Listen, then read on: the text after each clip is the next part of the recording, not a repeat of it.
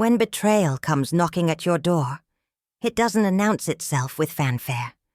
It arrives in the form of a handwritten note left beside an empty coffee cup. At 64, I thought I knew what my life looked like. Predictable, stable, centered around everyone else's needs. But sometimes the universe has other plans, and what feels like an ending becomes the most powerful beginning you never saw coming. The moment I realized I'd been invisible for decades wasn't when I broke down. It was when I finally woke up.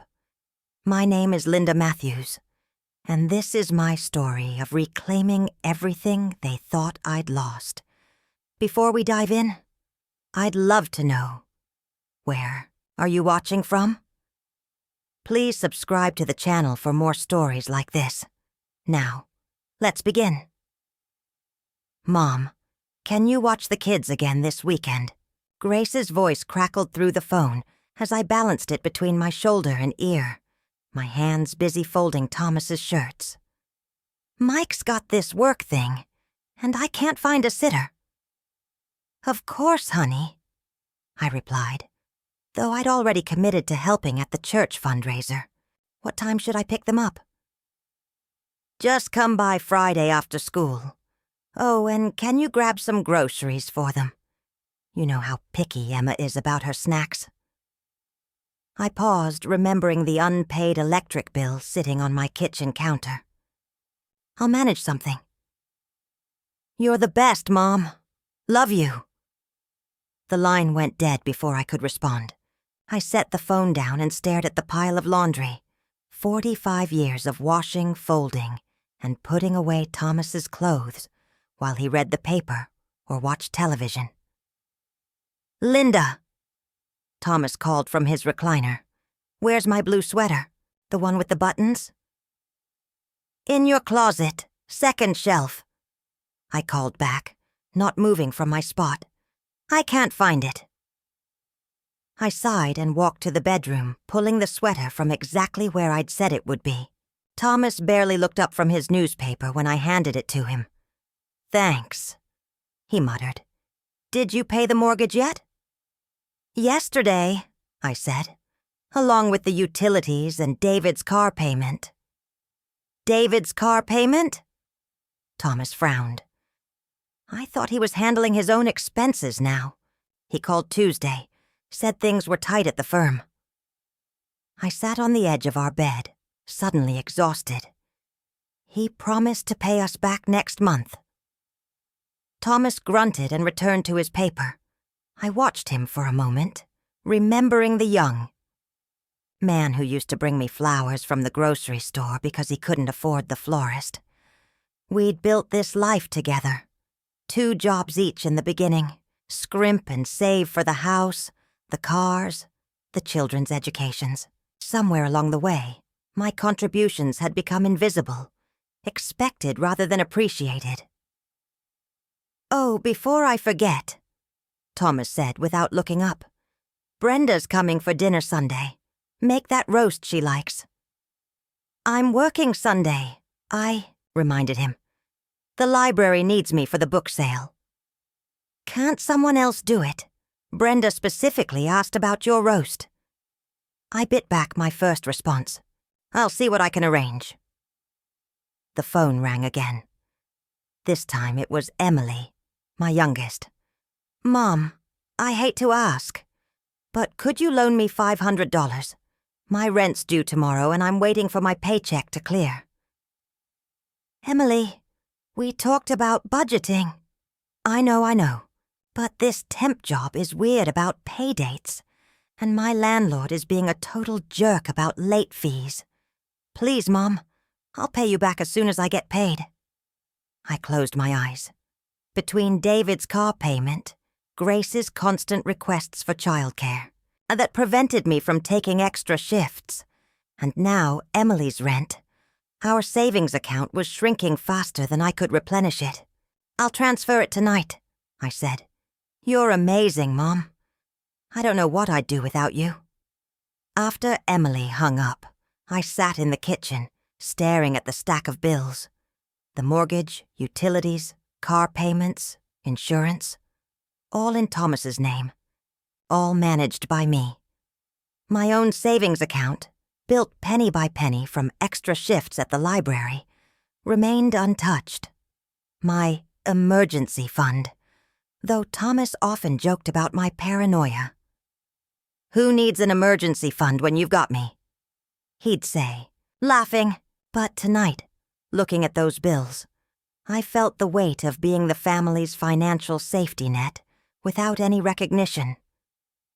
When did my careful planning become something to mock? When did my sacrifices become invisible? The phone rang a third time. My sister Janet's name appeared on the screen. "Linda, I hope you're not planning anything fancy for your birthday next week. Mark and I were talking, and we think maybe something simple would be better. You know how Thomas gets about big. Gatherings. My birthday." I'd forgotten my own birthday was coming up. "Of course," I said. "Simple is fine." "Good. Oh, and can you make that potato salad everyone likes? The one with the mustard?" "Sure, Janet." "Perfect. You're so good at all that domestic stuff. It's really your calling, isn't it?" My calling. 45 years of marriage, 3 children raised, countless family gatherings organized, financial crises managed, and it was all reduced to domestic stuff. My calling. After Janet hung up, I walked through our house, the house I'd helped buy, maintain, and fill with love. Every room held memories of my work. The kitchen where I'd cooked thousands of meals. The living room where I'd mended clothes and helped with homework. The bedrooms where I'd nursed sick children and folded endless loads of laundry. Thomas was snoring in his chair now, the newspaper hauling across his chest. I picked it up and saw he'd been reading about retirement planning. Funny how he'd never mentioned discussing our retirement together. I went to my desk, a small corner table in the bedroom where I managed the household finances, and opened my notebook. For years, I'd kept track of every expense, every sacrifice, every moment of being taken for granted. Not out of bitterness, but out of necessity. Someone had to remember, to keep track, to notice. Tonight, I added 3 new entries. Grace's automatic assumption that I'd drop everything for babysitting.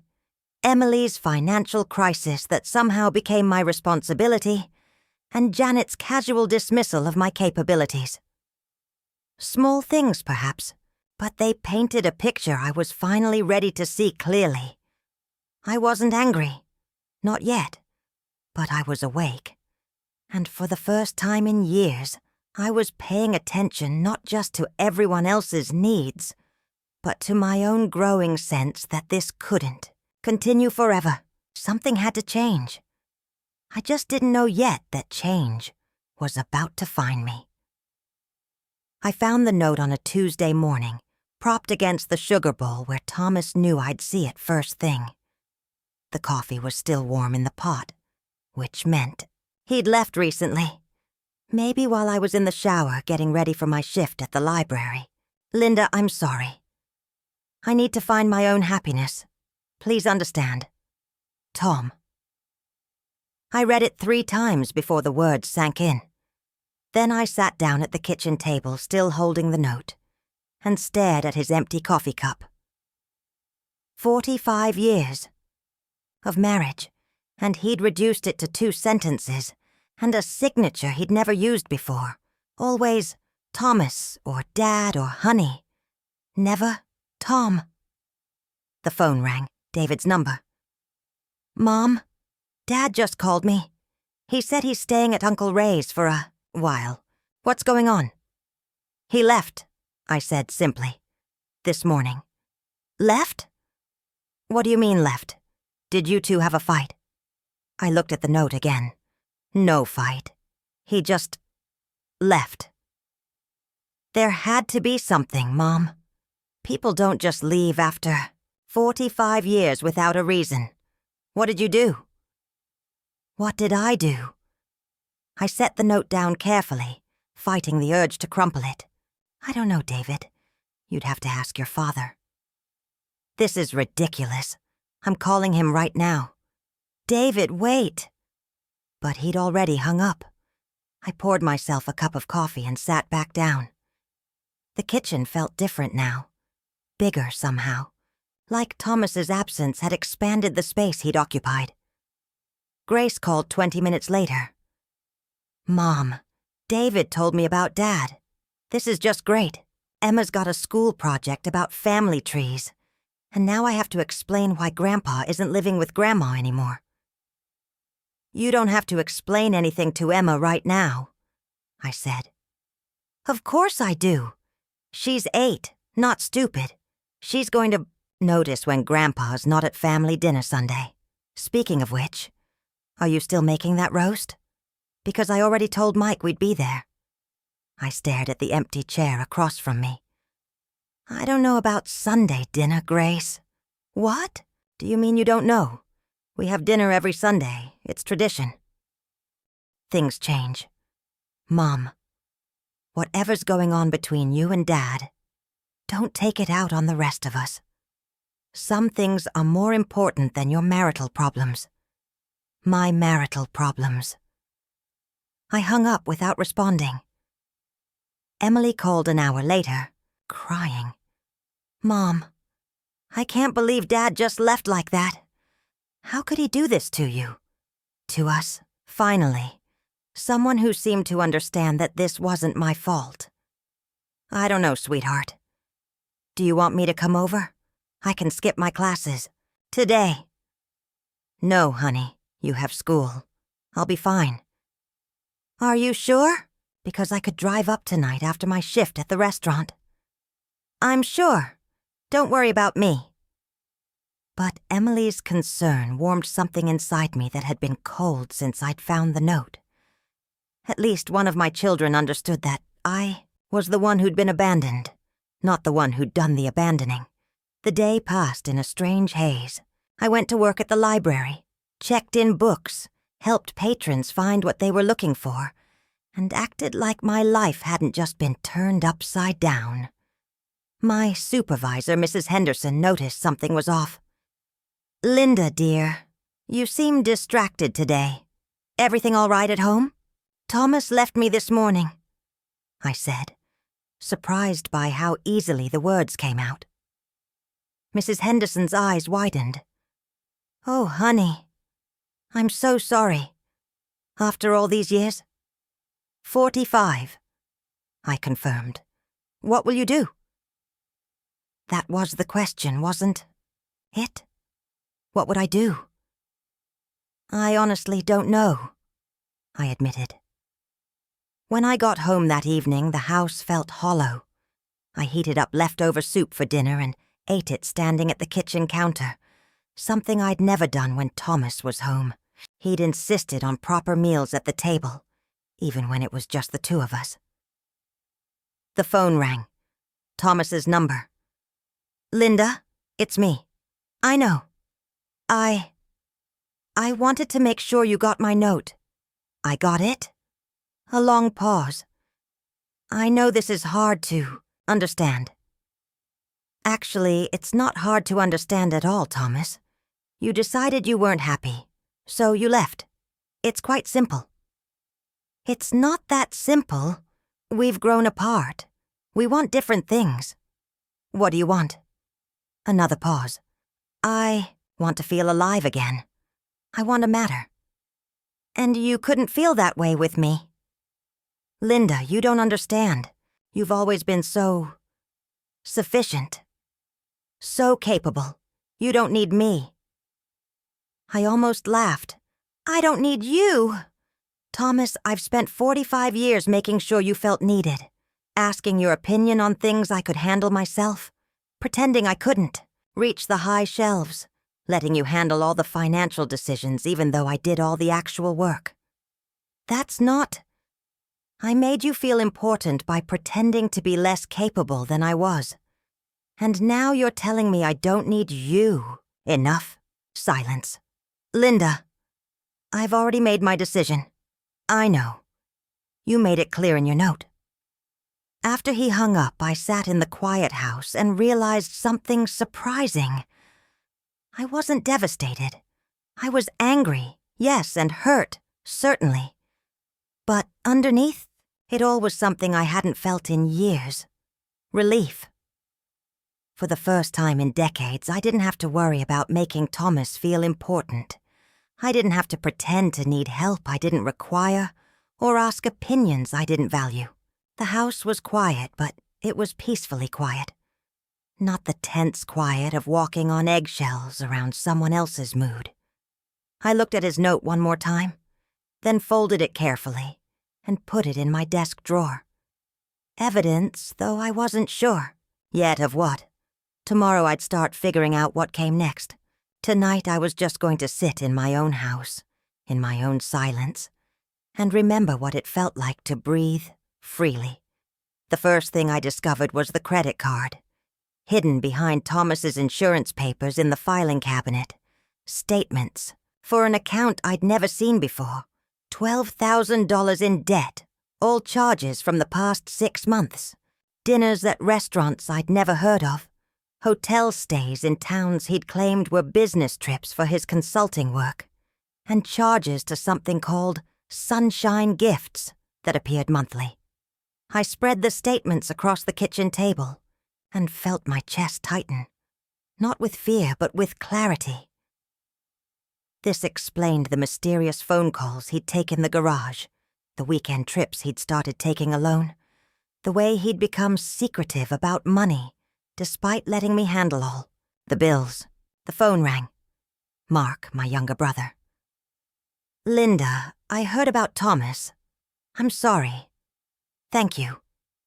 I pushed the credit card statements into a neat pile. "Mark, can I ask you something? Did Thomas ever mention being unhappy to you?" "Not directly, but—" Mark hesitated. "At Dad's funeral last year, he said something about feeling trapped. I thought he was just talking about work stress." Trapped? I probably shouldn't have said anything. "No, I'm glad you did. I'm trying to understand what happened." "Do you want me to come up there? Sarah's got the kids this weekend." For the first time since Tuesday, I smiled. "I'd like that." After Mark hung up, I kept digging through the files. Behind the hidden credit card statements, I found copies of bank statements for an account I'd never seen. A savings account Thomas had opened 6 months ago, seeded with money from our joint checking account. Small amounts each month, but it added up to nearly $8,000. My careful, methodical approach to our finances, the approach Thomas had often mocked as obsessive, suddenly didn't seem so paranoid. I had records of every transaction, every bill, every payment. I knew exactly what was missing. The doorbell rang. Helen Cooper from church stood on my porch with a casserole dish and a concerned expression. "Linda, honey," I heard.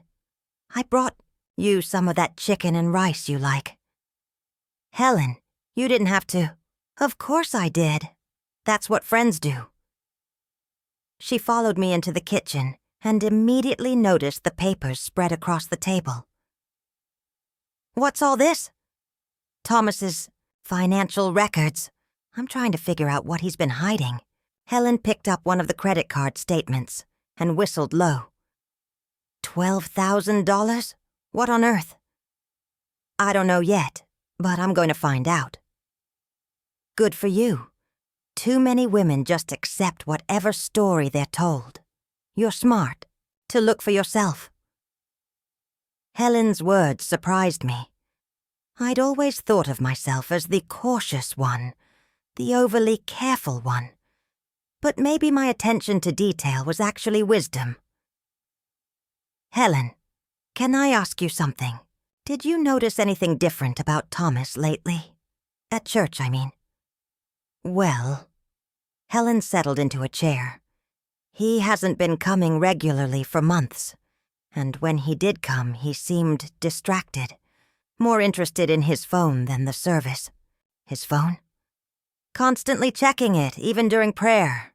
I thought it was rude, but I figured it was work. After Helen left, I went through Thomas's dresser drawers. Behind his socks, I found a phone bill for a number I didn't recognize. A second phone with hundreds of text messages and calls to the same number. I dialed it. Hello? A woman's voice, slightly out of breath. I hung up immediately, my heart pounding. Then I redialed. Hello? Thomas, is that you? This time I found my voice. This is Linda Matthews, Thomas's wife. A sharp intake of breath. Oh, I should go. Wait, please. I just need to know. Who are you? I can't. I'm sorry, I can't do this. The line went dead. I sat holding the phone, staring at the number. A woman. Of course there was a woman. The mysterious charges, the secret trips, the gradual pulling away. It all made sense now. But instead of tears, I felt something else. Vindication. I wasn't the problem. I wasn't insufficient or too capable or not supportive enough. Thomas had been planning this for months, building a secret life while I maintained our real one. Mark arrived Saturday morning with coffee and donuts. You look terrible, he said, hugging me. I found out about the other woman. Mark set down the coffee. Other woman? I showed him the phone bill, told him about the mysterious number. He's been seeing someone for months, Mark. Maybe longer. All those business trips, all those late nights at the office. The bastard. The strange thing is, I'm not as hurt as I thought I'd be. I'm angry, yes. But mostly, I'm angry at myself for not seeing it sooner. Linda, you trusted your husband. That's not a character flaw. Isn't it? I managed every detail of our financial life, but I missed the signs that he was planning to leave it. Mark studied me carefully. What are you going to do? I looked at the papers spread across the table. Evidence of Thomas's deception, proof of my own financial contributions, records of 45 years of building a life together. I'm going to protect myself, I said. I'm going to find out exactly what he's hidden, and I'm going to make sure I don't lose everything I've worked for. Do you need a lawyer? Maybe. Probably. I picked up one of the credit card statements. But first, I'm going to understand exactly what I'm dealing with. Mark helped me organize the documents into piles. Hidden debts, secret accounts, mysterious charges. As we worked, a picture emerged of a man who'd been planning his escape for months while letting his wife maintain the responsibilities of their shared life. He's been using our joint account to fund his secret account, I told Mark. Small amounts, but consistent. And this credit card debt, these restaurant charges are all from the same part of town. He's been taking her to dinner while I was home thinking he was working late. This is evidence, Linda. Documentation of financial deception. I know. I stacked the papers neatly. And there's more I haven't found yet. There has to be. What makes you say that? I thought about Thomas's behavior over the past year. The secretiveness, the defensive reactions when I asked simple questions, the way he'd insisted on handling certain financial matters himself. Because I know him. He's methodical when he wants to be. If he planned this much, he planned more. That night after Mark left, I sat at my desk and opened my notebook, the one where I'd been documenting all the small slights and overlooked contributions. Now I had something concrete to add. Evidence of betrayal, proof of deception, documentation of a husband who'd been stealing from his own marriage while his wife held everything together. I wasn't just the victim anymore. I was the investigator, and I was very good at finding the truth. Well, at least you remembered to bring the potato salad, Janet said, as I walked into my own kitchen carrying the dish I'd made for my own birthday dinner. Though I have to say, Linda, you look like you haven't slept in days. I'm fine, I replied, setting the bowl on the counter next to the grocery store cake someone had picked up. My 64th birthday, and no one had bothered with a homemade cake. Grace was already at the kitchen table, Emma coloring beside her, while Grace scrolled through her phone. Mom, can you watch Emma next weekend? Mike's golf tournament got moved, and I already told him I'd go. I can't. I'm working. Grace looked up, annoyed. Can't you switch shifts with someone? It's just the library. Just the library. The job that had helped support this family for 20 years was just the library. David walked in, looking harried. Mom, we need to talk about Dad. This separation thing is getting ridiculous. You need to figure out how to fix this. Fix this? I turned from the stove where I was checking the roast nobody had offered to help with. David, your father, left. He chose to leave. People don't just leave for no reason. There had to be problems you weren't addressing. What problems should I have been addressing? I don't know. Maybe you were too controlling? Dad always said you kept track of every penny. I felt something snap inside me. I kept track of every penny because I paid every bill. I managed every financial crisis, including yours. What's that supposed to mean? It means I've been covering your car payment for 3 months while you figured out your career transition. David's face reddened. That was temporary. So was Emily's rent help and Grace's constant childcare requests that prevented me from taking extra shifts. I turned back to the stove, my hands shaking slightly. But apparently, my careful financial management made your father feel controlled. Emily walked in with her boyfriend, Jake, both of them looking uncomfortable. Hey, everyone. Sorry we're late. Perfect timing, Grace muttered. Mom's having some kind of breakdown about Dad leaving. It's not a breakdown, Emily said quietly. Dad actually left, Grace. That's not Mom's fault. Of course you'd take her side, David said. You always do. There are no sides, I said, though I was grateful for Emily's support. Your father made a choice. I'm dealing with the consequences. The doorbell rang. Brenda Wilson walked in without waiting for anyone to answer, carrying a bottle of wine and her usual smug expression. Linda, dear, you look absolutely exhausted. This whole thing with Thomas must be so hard on you. She set the wine on the counter and looked around the kitchen. Though I have to say, maybe this is an opportunity for you to finally focus on yourself. You've spent so many years being the family workhorse. The family workhorse? Oh, you know what I mean. Always taking care of everyone else's problems, never saying no to anyone. Some women just lose themselves in that role. Brenda's smile was sharp. Thomas mentioned you'd gotten a bit set in your ways. The room went quiet. Even Grace looked up from her phone. Thomas mentioned that? I asked carefully.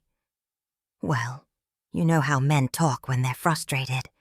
He felt like you'd become so rigid about money and schedules. He said you'd forgotten how to have fun. I looked around the room at my family. My children who took my help for granted. My sister who dismissed my contributions.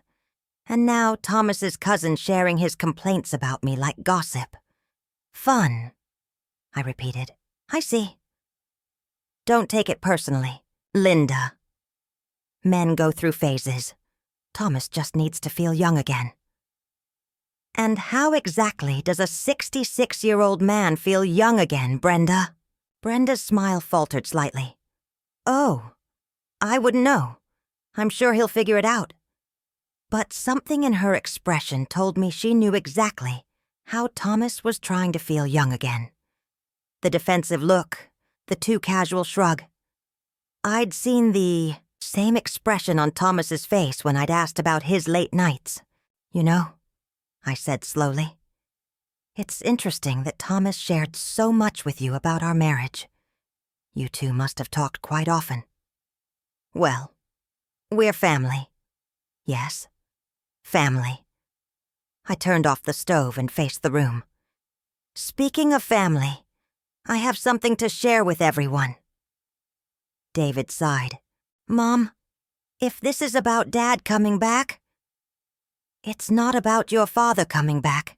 It's about your father's secret credit card. The one with $12,000 in debt I didn't know about. And his secret savings account funded with money from our joint checking account. The room went silent. That's impossible, Janet said. Thomas wouldn't. Thomas would. And did. Brenda, since you seem to know so much about Thomas's frustrations, did he mention the phone I found? The one he used to call the same woman dozens of times over the past 6 months? Brenda went pale. Linda, I don't think. Or the restaurant. Receipts? All from the same part of town, all for dinners for 2, while I was home thinking he was working late? Grace finally looked up from her phone. Dad's having an affair. Your father has been planning to leave this marriage for months, while letting me maintain all the responsibilities. I looked at each of them. But apparently, I'm the one who became too rigid and controlling. Mom, Emily said softly, I'm so sorry. Don't be sorry for me, Emily. Be sorry for yourselves. Because while you've all been taking advantage of my support and blaming me for your father's unhappiness, I've been documenting everything. Documenting what? David asked. Every financial contribution I've made to this family. Every unpaid loan. Every emergency I've covered. Every sacrifice I've made that went unnoticed.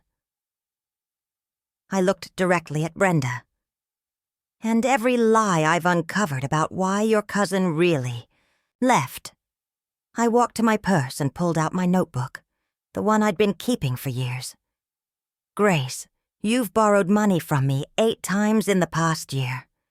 David, I've covered your car payment for 3 months. Emily, you're the only one who's ever paid me back, and you're the only one who's offered emotional support instead of blame. Mom, David started, but I held up my hand. I'm not finished. Janet, you've spent this entire visit criticizing how I look and dismissing my work. Brenda, you've spent it sharing my husband's complaints about me, as if they were facts instead of excuses.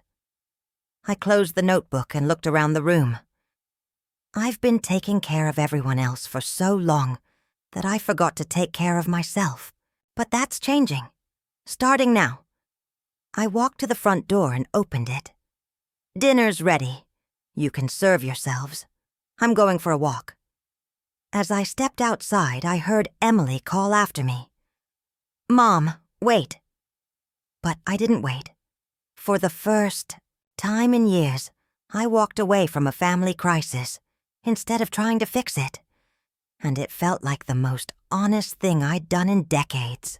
I found the lottery ticket while cleaning out the junk drawer, a habit I'd developed since Thomas left, as if organizing forgotten corners of the house could somehow organize my life.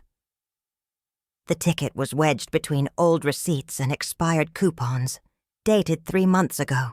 I'd bought it on a whim during a particularly stressful grocery run, when Grace had called asking for emergency babysitting money, and David had texted about his car payment being late again. $5 for a dream, I muttered, remembering what the clerk had said when I'd purchased it. I checked the numbers online, expecting nothing. I'd never won more than $10 in 30 years of occasional lottery tickets. The screen showed my numbers, all 6 of them. I checked again. Then a third time. $12 million. I sat in my kitchen staring at the computer screen, the ticket trembling in my hand. $12 million. After taxes, it would be enough to never worry about money again, enough to live comfortably for the rest of my life without depending on anyone. The phone rang. Grace's number. Mom, I need to ask you something. Can you loan me $2,000? Emma needs dental, work, and our insurance doesn't cover it all. $2,000? I looked at the lottery ticket, still hardly believing it was real. I know it's a lot, but you've always been so good about helping out. I promise I'll pay you back this time. Grace, when have you ever paid me back? That's not fair. I've been meaning to... When, Grace? Specifically when? Look, if you can't help, just say so. You don't have to make me feel guilty about asking. I hung up without responding. For the first time, I didn't apologize or explain or offer alternative help. I just hung up. I called the lottery office.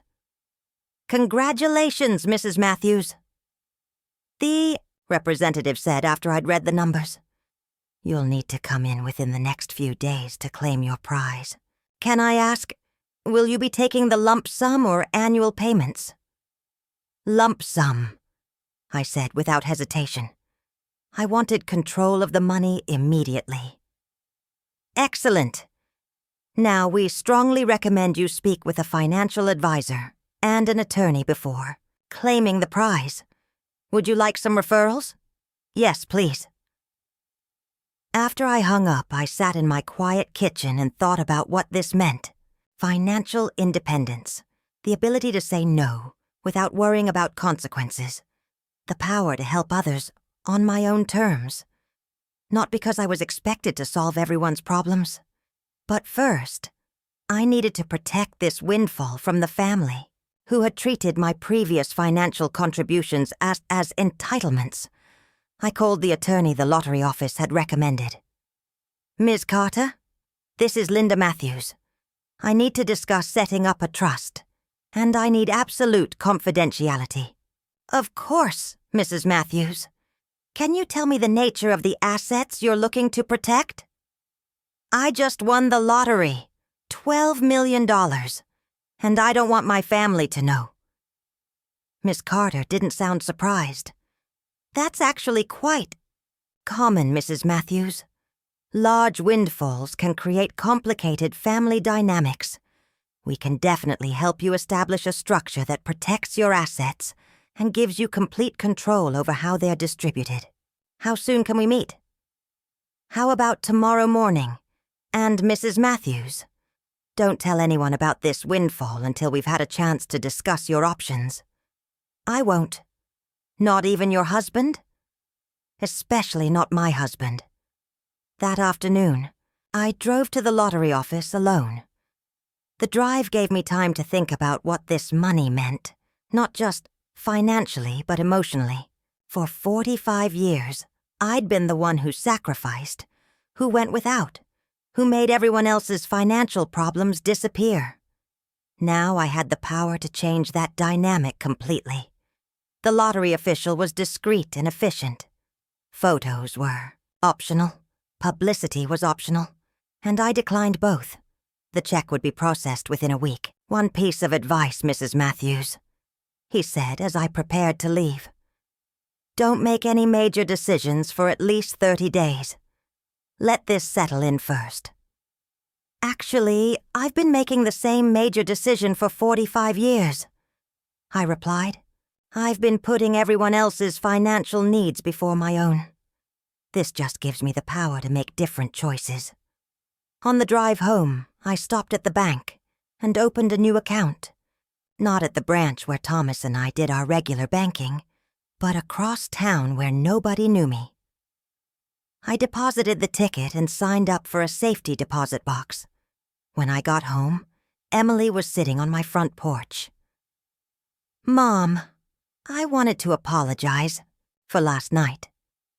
Grace and David were way out of line. Thank you, sweetheart. I unlocked the door and led her inside. I also wanted to ask, are you okay, financially? With Dad gone, I mean. Do you need help with anything?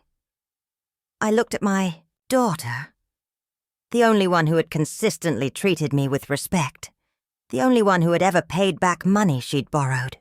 I'm fine, Emily. Better than fine, actually. Are you sure? Because I've been thinking about what David said, about Dad's complaints. Even if he was having an affair, even if he was wrong to leave, maybe there's some truth to him feeling controlled. I set my purse down carefully. Emily, your father felt controlled because I kept track of our finances. I knew where every dollar went because I was the one making sure we could pay our bills. I was careful because I was responsible. I know, Mom. I see how hard you work. I see how much you do for everyone. But maybe you could have let Dad handle more, given him more say and decisions. I thought about the $12 million sitting in my new account, about the power it gave me to change everything. Emily, your father made decisions. He decided to open secret accounts, to hide debt, to plan his exit from our marriage while letting me maintain all the responsibilities. Those were his choices. You're right. I'm sorry I even suggested. Don't apologize. You're asking honest questions. But I want you to understand something. I wasn't controlling because I enjoyed it. I was controlling because someone had to be responsible, and your father preferred to be taken care of rather than take care of things himself. Emily hugged me. I love you, Mom. Whatever you decide to do about Dad, I support you. After she left, I sat at my kitchen table with my notebook and added a new entry. Today I won the lottery. Today I gained the power to say no. Today, everything changed. The money wouldn't solve my family problems, but it would give me the freedom to address them on my own terms. For the first time in decades, I wasn't the one who needed help. I was the one with the power to decide who deserved it, and that was going to change everything. The change started small. When David called asking for money to cover his rent because his big client payment was delayed again, I said something I'd never said before. No. What do you mean, no? I mean, I'm not going to loan you money this time, David. Mom, I'll pay you back. You know I'm good for it. Actually, David, you've never paid me back. Not once in 3 years. That's not true. I paid you back for when? Specifically, when did you pay me back any money I've loaned you? Silence. I can send you the records if you'd like, I continued. Your car payments, the security deposit for your apartment, the emergency car repair, your bar exam fees. Shall I go on? This is ridiculous. You're my mother. Yes, I am. And as your mother, I think it's time you learn to handle your own financial responsibilities. What's gotten into you? Ever since Dad left, you've been acting strange. I've been acting like someone who's tired of being taken advantage of. David hung up on me. An hour later, Grace called. What did you say to David? He's freaking out about his rent. I told him I wouldn't loan him money. Mom, you can't just cut him off. We all depend on you. That's the problem, Grace. You all depend on me, but none of you respect me. Of course we respect you. Do you? Because last week you called my work just the library and asked me to skip my shift to babysit Emma so you could go to a golf tournament. That's different. Family comes first. I am family too, Grace. My time matters too. Grace's voice got sharp. Fine, don't help David, but I still need you to watch Emma this weekend. I can't. I have plans. What plans? I looked at the trust documents Miss Carter had prepared, the new will I'd drafted, the investment strategy we'd outlined for my lottery winnings. Personal plans. Personal plans? Mom, you don't have personal plans. You have family obligations. This time I hung up on her. Emily called that evening. Mom, Grace is really upset. She says you're refusing to help with anything anymore. I'm not refusing to help. I'm refusing to be taken for granted. What do you mean? Emily, when was the last time Grace offered to help me with anything? When has David ever asked if I needed something, instead of telling me what he needed? Emily was quiet for a moment. I asked if you needed help financially. You did. You're the only one who's ever asked. Mom, are you okay? You sound... different. I feel different. For the first time in years, I feel like I have choices. What kind of choices? I thought about the meeting I'd had with Ms. Carter that morning, about the trust that would ensure my lottery winnings were protected, about the power I now had to help people who deserved it instead of people who demanded it.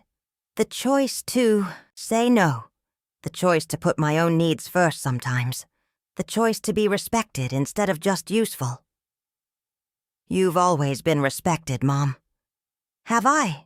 Then why does Grace assume I'll drop everything to babysit? Why does David assume I'll pay his bills? Why did your father assume I'd maintain our entire life while he planned his escape? Emily sighed. You're right. We do take you for granted. Not you, sweetheart. You've always been different. What are you going to do? I'm going to start making different choices. The next morning, Brenda called. Linda, I heard you refused to help David with his rent. That seems unlike you. Does it? How well do you really know me, Brenda? Well, Thomas always said you were so generous with the children. Thomas said a lot of things. Not all of them were true. I don't understand. I think you understand more than you're letting on, Brenda. You seem to know quite a bit about Thomas's complaints about me. I was just trying to be supportive during a difficult time. Supportive of whom? Because it wasn't me you were supporting when you shared my husband's criticisms at my birthday dinner. Brenda's voice got defensive. I was trying to help you understand his perspective. His perspective. The perspective of a man who was lying to me for months while planning to abandon our marriage. I kept my voice steady. Tell me, Brenda, how long have you known about Thomas's girlfriend? I don't know what you're talking about. Don't you? Because your reaction at dinner suggested you knew exactly why Thomas wanted to feel young again. Linda, I think you're being paranoid. Am I? Then you won't mind if I ask Thomas directly about your conversations. I'm sure he'd be happy to share what he told you about his new relationship. The line went quiet. Brenda? I think I should go. After she hung up, I made a note in my journal. Brenda knows about the affair. Probably knew before Thomas left. The phone rang again. Thomas's number. Linda, Brenda called me. She's upset about something you said to her. I'm sure she is. What's going on? David called too. He said you refused to help him. That's right. Linda, that's not like you. David's struggling right now. David's 35 years old, Thomas. His struggles are his responsibility. Since when do you talk like that? You've always been supportive of the children. I've always been financially supportive. There's a difference. What's that supposed to mean? It means I've been solving everyone's problems while they criticized me for being too controlling. Well, if I'm going to be criticized either way, I might as well actually control something. Control what? My own life, my own choices, my own money. Thomas was quiet for a moment. Linda, we need to talk about finances. I know I made mistakes, but we need to figure out how to divide things fairly. Fairly? The house, the accounts, the investments. We'll need to work together to... Thomas, you left me with a note. You hid debt from me. You stole money from our joint account to fund your affair. Now you want to work together? I never stole anything.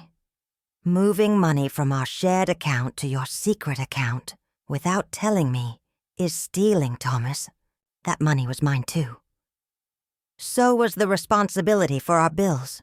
But you left me to handle that alone while you spent our money on another woman. Linda, please. Can we just try to be reasonable about this? I looked at my trust documents, at the new account that contained more money than Thomas could imagine, at the power I now had to protect myself from his version of reasonable. I'm being perfectly reasonable, Thomas. I'm protecting myself from someone who's already proven he can't be trusted. I want to come home. The words hung in the air. For a moment, I felt the pull of 45 years of habit, the instinct to smooth things over, to make everything work. That's not up to me anymore, Thomas. You made your choice. People make mistakes.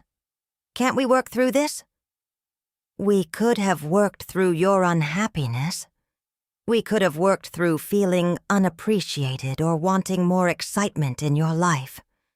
But we can't work through months of lies and financial deception and infidelity. How did I find out about her? I'm good with details, remember? Too controlling, too careful with money, too obsessive about records. Those flaws you complained about? They're exactly what helped me discover the truth. Dafbash. Thomas hung up. I sat in my kitchen and realized something profound. I felt powerful. Not angry, not hurt, not desperate to fix things. Powerful. For the first time in decades, other people needed something from me more than I needed something from them. David needed my financial support. Grace needed my childcare help. Thomas needed my forgiveness. Brenda needed my silence, and I finally had the freedom to decide what they deserved. I called the family meeting for Sunday afternoon, telling everyone I had something important to discuss about Thomas's return. He'd been calling daily, asking to come home, promising to end his affair and be a better husband.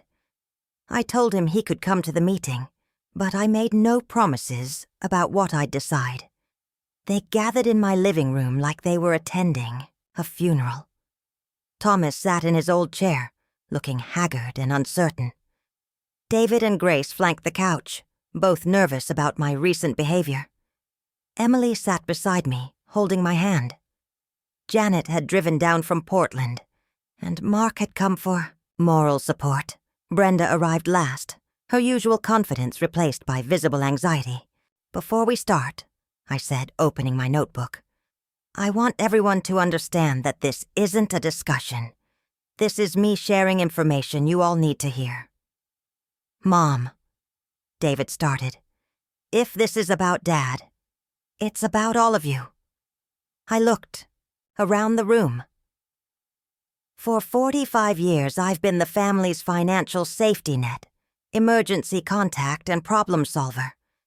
I've been criticized for being too controlling, too careful with money, and too involved in everyone's business.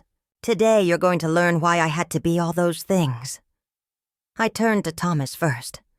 Thomas, tell everyone about the credit card debt you hid from me. His face went pale. Linda, we agreed to discuss this privately. We didn't agree to anything. Tell them about the $12,000 in debt I discovered after you left. $12,000? Grace said. Dad, what did you spend $12,000 on? Thomas looked around the room, trapped. There were expenses. Business expenses. Business expenses? I opened my notebook. Like the 100th. And $50 dinners at Romano's restaurant. The hotel charges in downtown Portland. The monthly payments to Sunshine Gifts. What Sunshine Gifts? Emily asked. I looked at Thomas. Tell her. When he didn't respond, I continued. Sunshine Gifts is a jewelry store. Monthly payments for 6 months. For gifts Thomas wasn't bringing home to me. The room went silent. Thomas, Janet said slowly. Please tell me you weren't. He was, I said. Thomas has been having an affair for at least 6 months. The credit card debt, the secret savings account funded with our joint money, the mysterious phone calls. It was all to support his relationship with another woman. Grace turned to Thomas. Dad, is this true? Thomas's shoulders slumped. It's complicated. It's not complicated, I said. You chose to lie to me for months while letting me maintain all the responsibilities of our marriage. You chose to steal money from our accounts to fund your affair. You chose to leave me a note instead of having an honest conversation. I never meant for it to go this far, Thomas said quietly. But it did go this far. And when your girlfriend ended things, because she did end things, didn't she, Thomas? You decided you wanted to come home. Thomas looked up sharply. How did you... She called me. Last week. She wanted to apologize and explain that she'd broken up with you a month ago. Apparently, she thought I already knew about the affair. David stared at his father. Jesus, Dad? There's more, I continued. Brenda, would you like to tell everyone how long you've known about Thomas's affair? Brenda's face went white. I don't know what you mean. Don't you? At my birthday dinner, you made very specific comments about Thomas needing to feel young again. You seemed to know exactly what his frustrations were and how he was addressing them. I was just repeating what Thomas told me. What exactly did Thomas tell you, Brenda? Brenda looked at Thomas, who was staring at the floor. He mentioned he was unhappy. When did he mention it? And what did he ask you to do about it? The room was deadly quiet. Brenda, Mark said slowly. What did you do? I introduced him to someone. A friend of mine who was also going through a difficult time. Grace gasped. You set Dad up with someone? It wasn't like that, Brenda said quickly. They were both lonely, and I thought... You thought you'd help my husband have an affair, I said calmly, while visiting my house, eating my food, and criticizing my character. Linda, I never meant... Yes, you did. You absolutely meant for Thomas to have an affair. You facilitated it, encouraged it, and then came to my birthday dinner to share his complaints about me, as if they justified his behavior. Thomas finally looked up. Brenda, you told me Linda would never find out. You said you'd help us be discreet. Thomas! Brenda snapped. Don't... What did you promise him, Brenda? I asked. That you'd help him leave me? That you'd support him financially if he needed it? That you'd make sure I looked like the bad guy in the divorce? Emily squeezed my hand. Mom, how did you figure all this out? Because I pay attention to details. Because I keep records. Because all those qualities your father complained about, being too careful, too controlling, too observant, are exactly what allowed me to uncover the truth. I turned to David and Grace. And speaking of truth, let's discuss how you both responded when your father left. David, you immediately assumed I was to blame.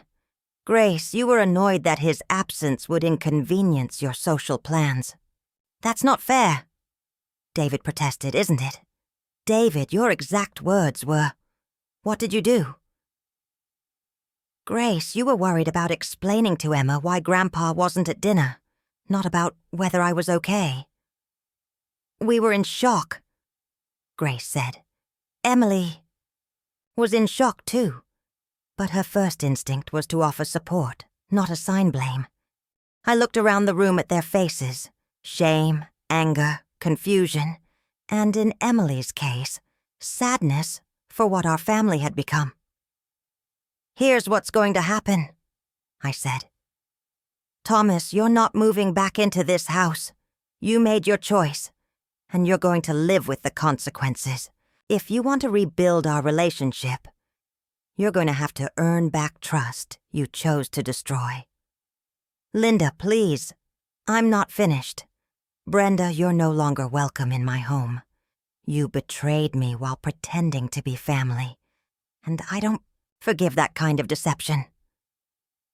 "You can't be serious," Janet said. "She's family." "No, she's not. Family doesn't facilitate affairs and then sit at your table criticizing your character." I turned to David and Grace. "As for you two, our relationship is changing. I'm no longer going to be your automatic financial safety net. I'm not going to drop everything to solve your problems. I'm not going to accept being blamed for other people's bad behavior." "Mom," Grace said, "you're overreacting." "Am I? Grace, you've borrowed money from me 8 times this year and never paid back a penny. David, I've covered your expenses for months while you criticized me for being too controlling with money. You both took my support for granted while treating me like an inconvenience." "We didn't mean to," David started. "Yes, you did. You meant to rely on me without offering anything in return. You meant to criticize me for the same careful habits that allowed me to support you. You meant to take advantage of someone you saw as too accommodating to stand up for herself." I closed my notebook and looked around the room one final time. "Well, I'm standing up for myself now, and things are going to be very different from here on out." The silence that followed was heavy and uncomfortable. Thomas looked broken. Brenda looked furious. David and Grace looked stunned. Emily looked proud. And for the first time in 45 years, I felt like I was finally telling the truth about who I was and what I deserved. Thomas stayed after everyone else left, sitting in his old chair like he belonged there. "Linda, we need to talk about this rationally." "I've been completely rational, Thomas. You're the one who's been acting irrationally for months. I made mistakes. I know that. But we've been married for 45 years. That has to count for something." I sat across from him, studying the man I'd shared my life with. He looked older, tired, like his adventure in finding happiness had aged him instead of rejuvenating him. "It counts for 45 years of me trusting you. 45 years of me believing we were partners. 45 years of me thinking you respected me enough to be honest." "I do respect you." "No, Thomas, you don't. If you respected me, you would have talked to me about being unhappy instead of planning an affair. If you respected me, you wouldn't have hidden debt and secret accounts. If you respected me, you wouldn't have let me find out about your girlfriend from her phone call." Thomas ran his hands through his hair. "I was scared to tell you. I was scared you'd try to talk me out of it." "Of course I would have tried to talk you out of having an affair. I'm your wife. See? You would have tried to control the situation." I stared at him, finally understanding something that had confused me for months. "Thomas, do you hear yourself? You're calling it controlling when I would have tried to save our marriage. You wanted me to just accept that you were going to cheat on me? I wanted you to understand that I was unhappy. I would have understood if you'd told me. We could have worked on your unhappiness together. We could have gone to counseling, taken trips, changed our routine, whatever you needed. It wasn't that simple. It was exactly that simple. You chose the complicated path because you wanted to blame me for your problems instead of taking responsibility for them." Thomas was quiet for a long moment. Maybe you're right. Maybe I was looking for an excuse. You were. And Brenda gave you one. Brenda didn't force me to do anything. Didn't she? She introduced you to Susan. She encouraged the relationship. She helped you hide it from me. She came to my birthday dinner and shared your complaints about me, like they were facts, instead of excuses. Susan told you about Brenda. Susan told me everything, Thomas. She thought I knew about the affair.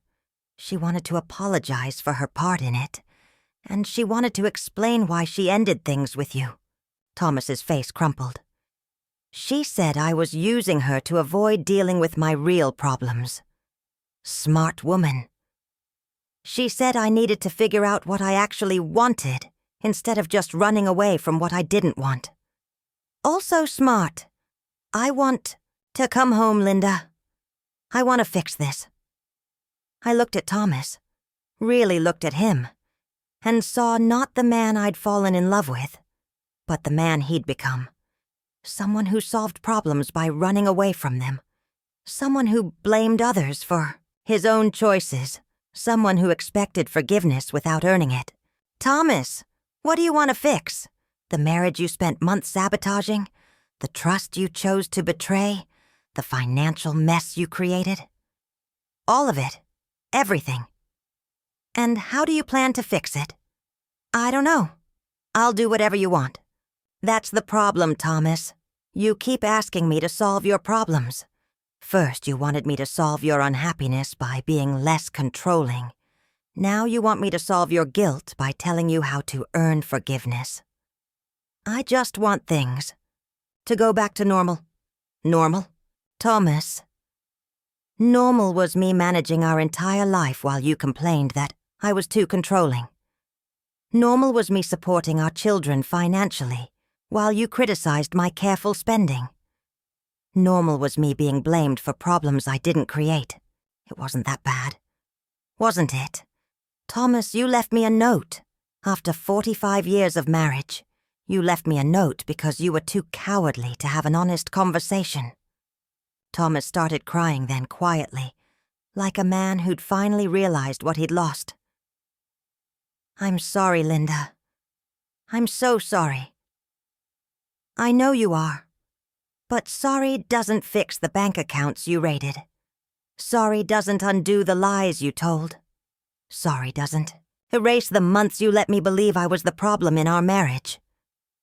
What can I do? You can start by taking responsibility for your own life instead of expecting me to manage it. You can get counseling to figure out why you chose to blow up our marriage instead of working on it. You can find your own place to live and your own way to pay your debts. You're divorcing me? I thought about the lottery money sitting in my trust account, about the power I now had to build whatever life I wanted. I don't know yet, but I know I'm not letting you move back in here, like nothing happened. If you want any chance of rebuilding our relationship, you're going to have to prove you can be honest, responsible, and trustworthy. How long will that take? I don't know, Thomas. How long does it take to become a different person than the one who planned an affair for months while lying to his wife? Thomas stood up slowly. Where am I supposed to go? That's your problem to solve. For 45 years, I've been solving your problems. Now you get to solve your own. After he left, I sat in my quiet house and felt something I hadn't experienced in decades. Peace. Not happiness, not satisfaction, but peace. The kind of peace that comes from finally telling the truth and setting boundaries that actually meant something. Emily called an hour later. Mom, are you okay? Dad looked pretty shaken when he left. I'm fine, sweetheart. How are you doing with all this? I'm proud of you. It took courage to say those things. It took 45 years of practice holding my tongue. Today I finally stopped. Do you think you'll get back together? I thought about Thomas's tears, his apologies, his promise to do whatever I wanted. I don't know. The man I married wouldn't have done what Thomas did. If he can become that man again, maybe. But I'm not waiting around to find out. What will you do? I looked at my trust documents, my investment plans, my new will that reflected my new priorities. I'm going to build a life I actually want to live, Emily. For the first time in decades, I'm going to put myself first. Good. You deserve that. After Emily hung up, I opened my notebook and wrote, "Today I stopped managing everyone else's emotions and started honoring my own. Today I stopped accepting unacceptable behavior. Today I chose myself." It felt like the first honest thing I'd written in years. 3 months after the confrontation, I was having coffee with Helen when David called. "Mom, I wanted to apologize, really apologize, not just say sorry to get you to help me again." I set down my cup, surprised by the genuine remorse in his voice. "I've been thinking about what you said at that family meeting, about how Grace and I treated you. You were right. Thank you for saying that, David." I started seeing a therapist to figure out why I kept expecting you to solve my problems instead of handling them myself. "How's that going?" "It's hard.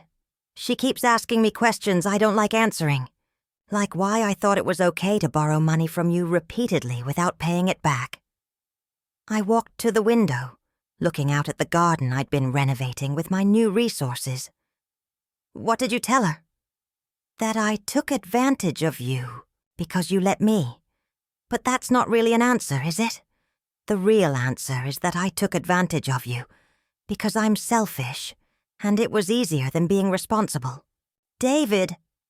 "No, let me finish. I blamed you for Dad leaving because it was easier than admitting he'd been wrong. I criticized you for being controlling because it was easier than being grateful for everything you did.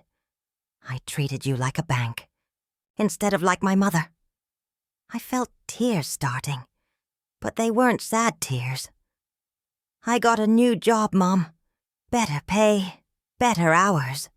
And I'm paying you back, all of it. I've already transferred the first 1,000 to your account. David, you don't have to—" "Yes, I do. I owe you money. And more than that, I owe you respect." After David hung up, Helen patted my hand. "That must feel good." "It does. But the strange thing is I don't need his apology as much as I thought I would. I'm okay whether he changes or not."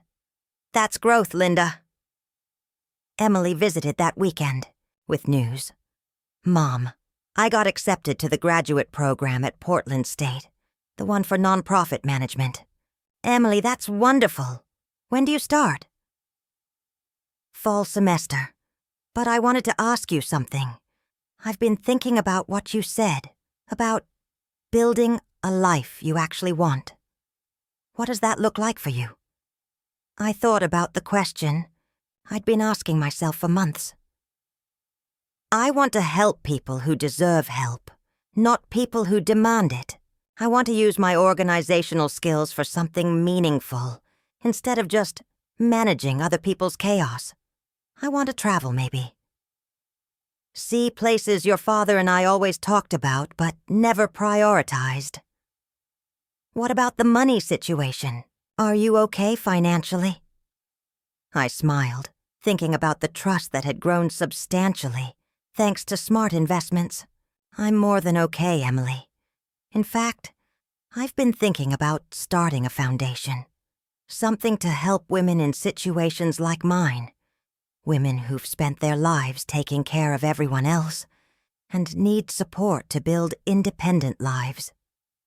"Mom, that's amazing. Do you want help with that? I mean, after I finish school?"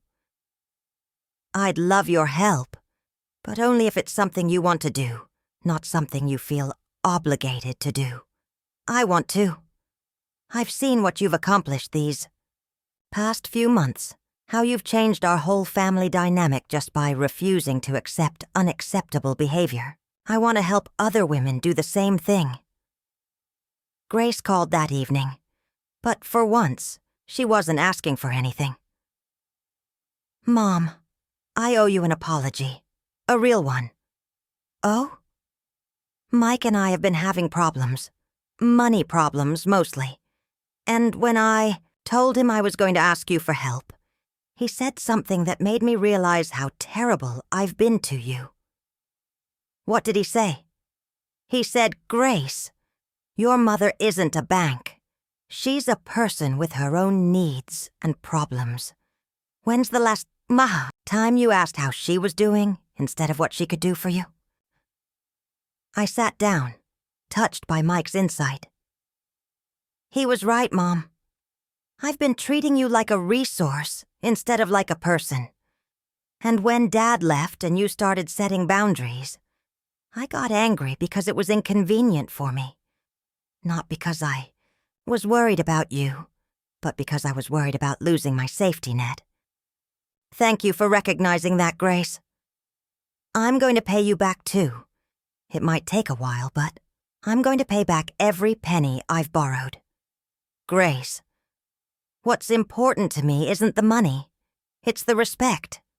I know. And I'm going to do better, starting now." Thomas called a few days later. "Linda, I've been in counseling for 2 months now. How's that going?" "It's the hardest thing I've ever done.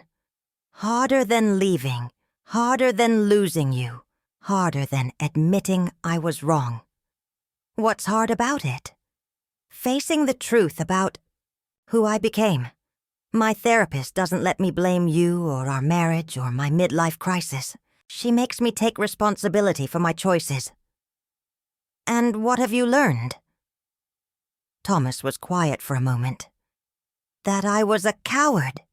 That I chose to cheat instead of working on our problems, because it was easier. That I blamed you for being controlling because I didn't want to admit I was irresponsible. Those are hard truths. Linda, I know I don't deserve forgiveness.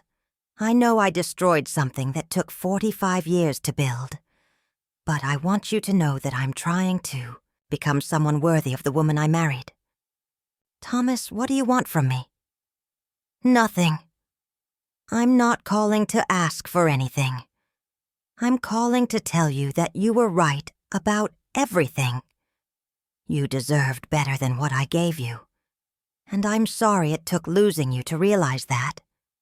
After he hung up, I sat in my kitchen and realized something profound. I didn't need Thomas to become a better person for my own peace of mind. I was happy for him if he succeeded, but my well-being no longer depended on his choices. Mark visited the following weekend, bringing Sarah and the kids. "You look different, Linda," Sarah said, as we watched the children play in the backyard. "Lighter, somehow." "I feel lighter. I spent 45 years carrying everyone else's problems. Now I only carry my own." "Are you lonely? Living by yourself?" I thought about the question honestly. Sometimes. But I'm not alone. I have Emily. I have friends like Helen. I have my work at the foundation. And for the first time in decades, when I'm by myself, I actually enjoy my own company. What about Thomas? Do you think you'll reconcile? I don't know. Maybe. But only if he becomes someone I actually want to be married to. Not just someone who's sorry for his mistakes. That's wise. That night, after everyone had gone home, I sat at my desk and wrote in my journal.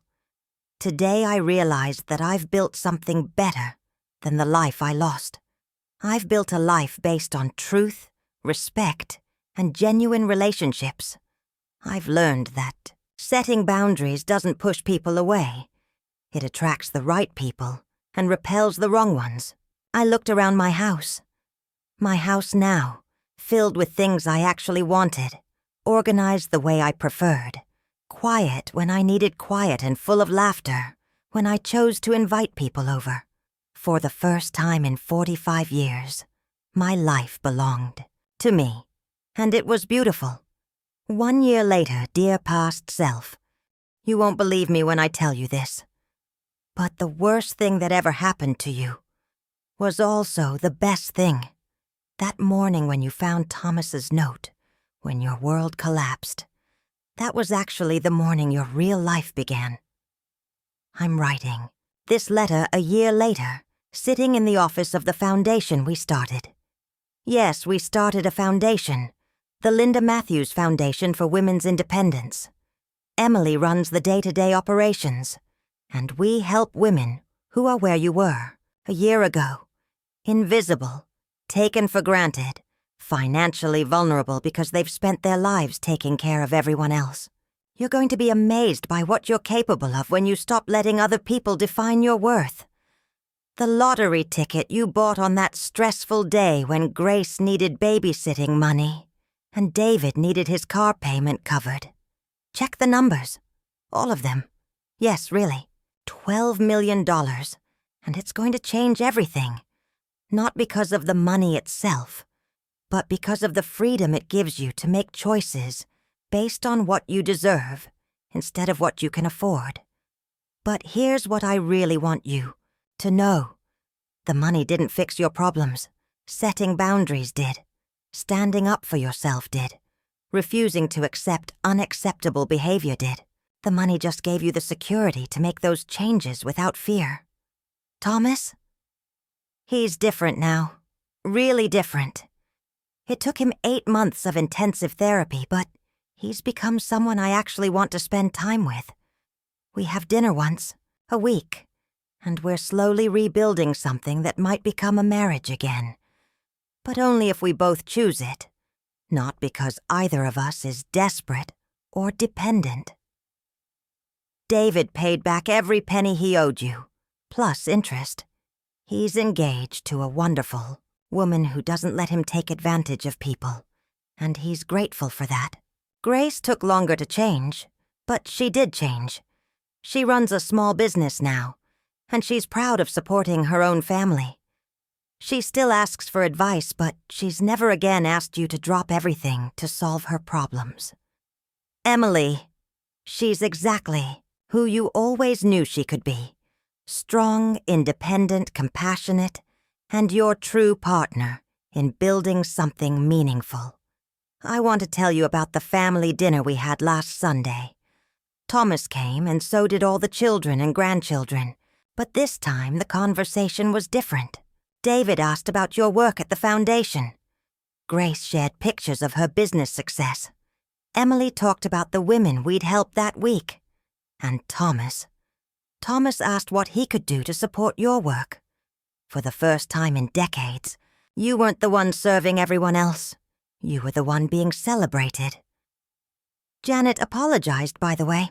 It took her 6 months. But she finally admitted that she'd dismissed your contributions for years.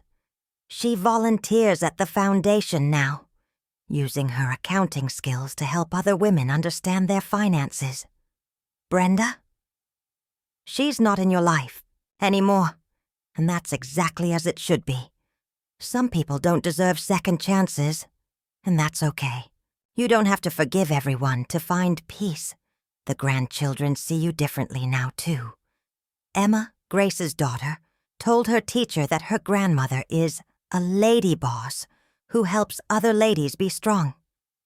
Little Thomas, David's son, wants to work at your foundation when he grows up because Grandma Linda helps people who are sad become happy. You're not just their grandmother anymore. You're their role model. I know you're scared right now. I know you feel lost and betrayed and uncertain about everything. But I promise you, past self, this is your beginning, not your ending. You're about to discover that you're stronger, smarter, and more capable than anyone, including yourself, ever imagined. The woman who was invisible for 45 years is about to become the most important person in her own life, and that's going to change everything. Not just for you, but for everyone who has the privilege of knowing you. trust yourself, set boundaries, demand respect, and remember that you were never the problem. You were just surrounded by people who benefited from making you believe you were. The Linda Matthews Foundation has helped 847 women this year. Each one of them reminds me of you on that terrible morning, and each success story reminds me that rock bottom can be the strongest foundation you'll ever build on. We have a waiting list now of women who want to attend our workshops on financial independence, self-advocacy, and rebuilding after betrayal. The workshop you'll be most proud of is called Invisible No More. It's for women over 40 who have spent their lives being everyone else's support system and have forgotten how to be their own. Last month, you were invited to speak at the state capitol about legislation supporting displaced homemakers. Yes, you. The woman who couldn't even ask Thomas to help with the dishes without apologizing first. You spoke for 20 minutes about the economic vulnerability of women who dedicate their lives to family. And when you finished, the room erupted in applause. 3 legislators came up afterward to ask how they could get involved with the foundation. You're writing a book, too. Invisible, a memoir of finding yourself after everyone else takes you for granted. The publisher says it has the potential to help millions of women recognize their own stories in yours. Emily helped you with the proposal, but every word of the manuscript is purely, authentically you. The voice that was silenced for so long is now impossible to ignore. The house is different now. You kept it, but you changed everything. The kitchen table where you used to sit alone, managing everyone else's crises, is now your writing desk. The living room where family gatherings once meant you served, while others were served, is now filled with comfortable seating arranged in a circle. A space where conversation flows in all directions, where everyone contributes. You have your own space now, too. A home office that's completely yours. The door has a sign Emily made. Linda Matthews, Executive Director. Sometimes you still can't believe it's real. The greatest change isn't in your circumstances, though. It's in how you see yourself. You sleep well now because your conscience is clear. You stopped taking responsibility for other people's poor choices. You stopped apologizing for having needs. You stopped believing that your worth was measured by your usefulness to others. Some days are still hard. 45 years of people-pleasing doesn't disappear overnight. But now when someone tries to guilt you into saying yes when you mean no, you remember that morning when you finally said enough. You remember that you survived the worst they could do to you. And you not only survived, you thrived. You have real friends now, too. Women who support your dreams instead of just needing your help. Margaret, who runs the local women's shelter and has become your closest confidant. Sarah, the therapist who helped you process decades of emotional manipulation. Anna, the lawyer who helped set up the foundation's legal structure and has become your hiking partner. These friendships feel different because they're based on mutual respect instead of one-sided giving. When Margaret calls, sometimes she needs advice, and sometimes she just wants to celebrate good news with someone who will be genuinely happy for her. When you call Sarah, she listens not because she's paid to, but because she cares about your life beyond your problems. The lottery. Money runs the foundation, but it also bought you something invaluable. Time. Time to heal. Time to discover who you are when you're not managing everyone else's chaos. Time to build something meaningful instead of just maintaining other people's comfort. You volunteer at the women's shelter once a week, and last Tuesday, a woman named Rebecca came in.